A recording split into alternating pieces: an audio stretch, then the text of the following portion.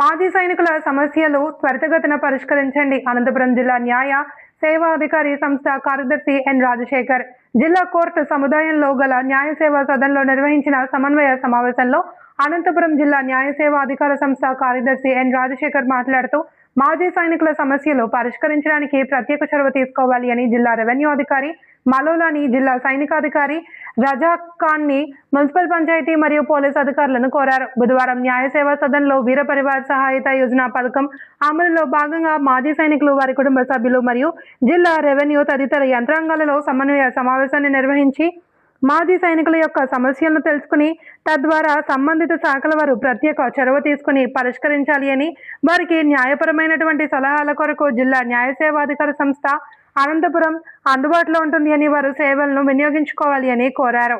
ఈ కార్యక్రమంలో deputy commissioner Anjaiah, జిల్లా పంచాయతీ అధికారి తరపున అడ్మినిస్ట్రేటివ్ ఆఫీసర్, పోలీసు వారు, మాజీ సైనికులు, వారి కుటుంబ సభ్యులు పాల్గొన్నారు.